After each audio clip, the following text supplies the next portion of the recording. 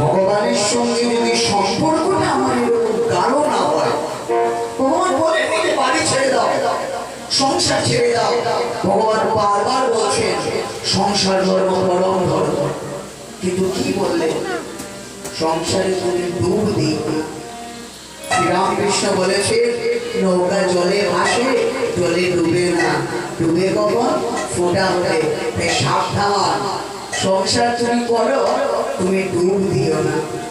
তো আজকে মনে রাখবেন, আমরা যে কীর্তনের আসলে বসলাম, কেন বসলাম? পাওয়ার জন্য।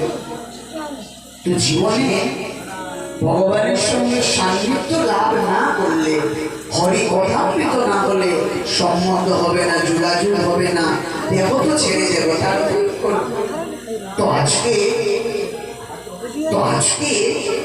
আমরা সেই গৌধনী, যে গৌধনী আমাদেরকে এত প্রেম দিয়েছে, এটা এর উপরে একটা মাস্টার উপরে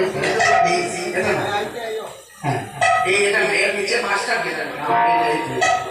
ঠিক আছে।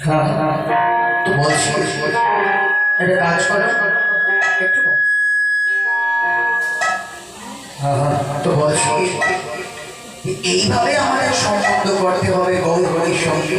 তো আজকে যেহেতু এটা বিরহ উৎসব, যিনি মারা গেছেন, যার উদ্দেশ্যে আমরা কীর্তন করছি, দেখো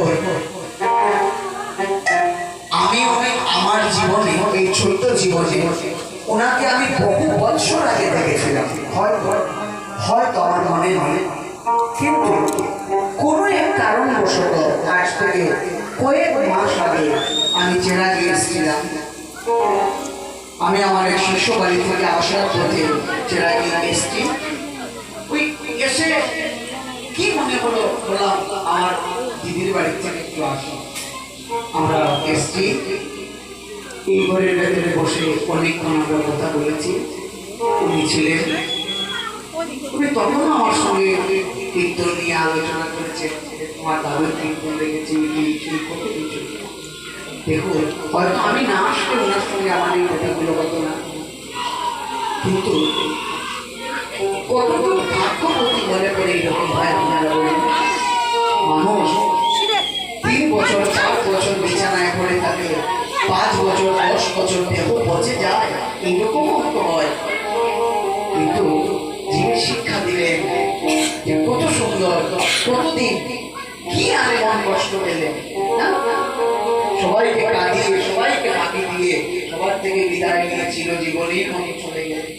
কেউ কি আমরা ধরে রাখতে পারলাম? তো সেই বিরহ উৎসব, বিরহ যে ঠিক কতটুকু বেদনা করে। আমাদের কাছের মানুষ চলে গেলে, আমাদের নিজের মানুষ চলে গেলে যে বিরহ, যে বেদনা, এটা কতটুকু দুঃখের হয়, এটা দেখা যায় চৈতন্য জীবনী পড়লে।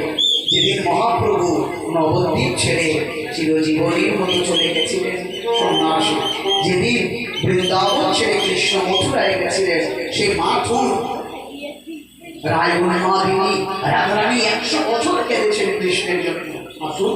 আমরা এই মাথুর বিরহ নিয়ে আজকে আলোচনা করবো।